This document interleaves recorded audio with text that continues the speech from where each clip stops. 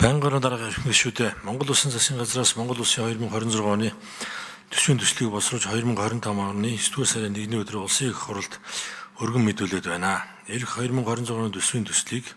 засгийн газрын 2024-с 28 оны үйл ажиллагааны хөтөлбөр болон Монгол Улсын хөгжлийн 2026 оны төлөвлөгөөтэй уялдуулан боловсрууллаа.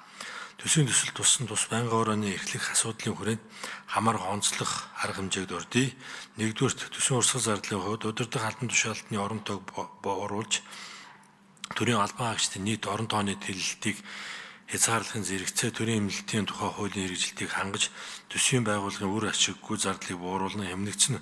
хөрөнгийг нийгмийн салбарт зарцуулах. Сүүлийн жилүүдэд гамшиг ослын тоо эрс нэмэгдэж улсын хэмжээнд 2025 он гарсаар 15 аймгийн 74 сум нийслэлийн 3 дүрэгт нийт 219 удаагийн ой хээрийн галт төмөр бүртгэгдсэн өнгөрсөн оны мөн үетэй харьцуулахад 2.4 дахин өссөн. Мөн үероос ган зуудын тохиолдол ихссээр байна. Иймд гамшигын тохиолдолд үр гүйцэтгэдэг онцгой байдлын байгууллагын албан хаагчдын нийгмийн баталгааг дээшлүүлэх, тус албанд ажиллах хүний нөөцийн бодлогод хөшүүрэг дэмжлэг болгох зорилгоор албан хаагчдад олгодог онцгой нөхцөлийн нэмэгдлийг 10% нэмэгдүүл 40% хүргэх. Цөлжилттэй тэмцэх тухай нэгдсэн үндэсний байгууллагын конвенцийн 17 дугаар баг хурлыг 2026 онд Монгол Улсад зохион байгуулах болсонтой холбогдуулан хурлын бэлтгэл ажлыг хангах, улс орноо сурталчлан таниулах, мэдээлэл түгээх, дамжуулах, соёл урлагийн арга хэмжээ зохиох, олон улсын зочид төлөөлөгчдийн аюулгүй байдлыг хангах 5 тухтай орчныг бүрдүүлэх зэрэг арга хэмжээг санхүүжүүлэх. Дэлхийн банкны аргачлалаар Монгол Улс 2024 оноос дунджаас дээгүүр орлоготой орны ангилд орж тус ассоциацийн донор орнуудад гишүүнээр хэлцэх нөхцөлийг хангаад байгаа бөгөөд донор орн болохтой холбоотойгоор олон улсын хөгжлийн ассоциац тандив хэлбэрээр 5.5 тэрбум төгрөгийг олгохоор тус 2026 оны төсвийн төсөлд тусгалаа.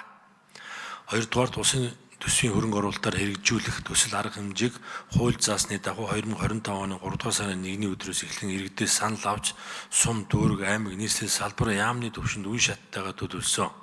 Төсвийн хөрөнгө оруулалтын удирдлагын захирам системээр нийт 14.4 их найт төгрөгийн санхүүжигдэн бүхий 1712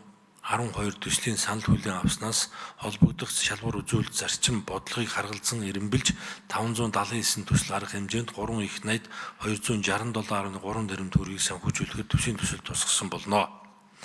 Нийт хөрөнгө оруулалтын 67% буюу 2 их найт 181.9 тэрбум төгрөг нь үргэлжлэн хэрэгжих бол 33% буюу 1 их найт 85.5 тэрбум төгрөг нь шинээр хэрэгжих хөрөнгө оруулалт байна. Энэ нь 2022-оос 2023 онд батлагдсан төслийн тоотой харьцуулахад 2 дахин буурсан үзүүлэлт бөгөөд төслийн хэрэгцээ шаардлагыг тодорхойлох, үнэлэх, эренблэх, шалгуур үзүүлэлтийн чанар сайжирч байгааг илтгэж байна. Түүнчлэн 2026 оны төсвийн хөрөнгө оруулалтад хүний хөгжлийг дэмжих зорилгоор боловсрол, эрүүл мэндийн салбарт бүсчилсэн хөгжил болон хувийн хөгжлийг дэмжиж, бизнесийн орчныг сайжруулах хүрээнд эрчим хүч, суур дэд бүтцийн салбарт гамшигын эрсдлийг бууруулж, үндэсний сөрөг төсвөрлөх чадварыг нэмэгдүүлэх зорилгоор онцгой байдлын салбарт нийгмийн хэв журам, аюулгүй байдлыг хангах үүднээс батлан хамгаалах, гадаад харилцаа, хууль зүйн, дотоод иргэн салбарт шинэ хөрөнгө оруулалтыг төлөхөө төлөвлөлөө. Тухайлбал тус байнгын ороонд хамаарах салбарууд буюу батлан хамгаалах салбарт 68 тэрбум төгрөг, гадаад харилцааны салбарт 20 тэрбум төгрөг, онцгой байдлын салбарт 40 тэрбум төгрөгийг тус санхүүжүүлэхээр төсвийн төсөлд тусгалаа.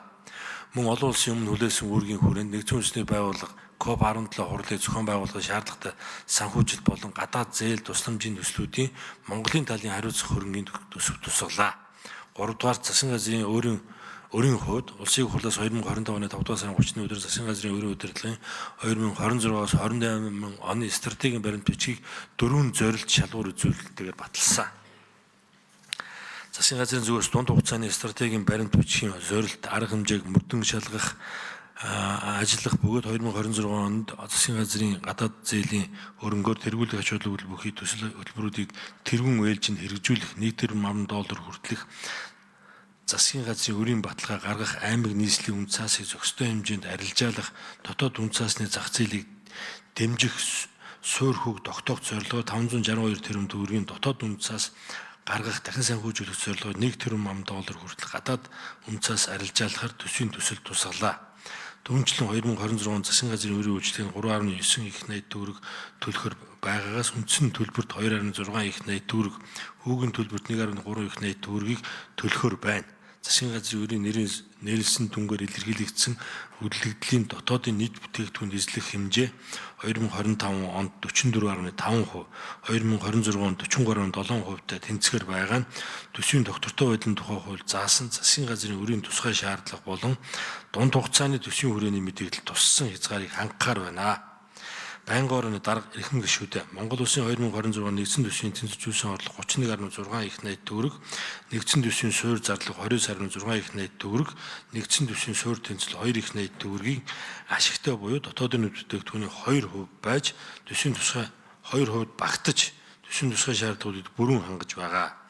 Иймд Монгол Улсын 2026 оны төсвийн тухай, нийгмийн даатгалын сангийн 2026 оны төсвийн тухай, эрүүл мэндийн даатгалын сангийн тухай 2026 оны төсвийн тухай, үндэсний баялагын сангийн 2026 оны төсвийн тухай хуулийн төслийг хэлэлцэн шийдвэрлэж өгье. За, жахлах сайд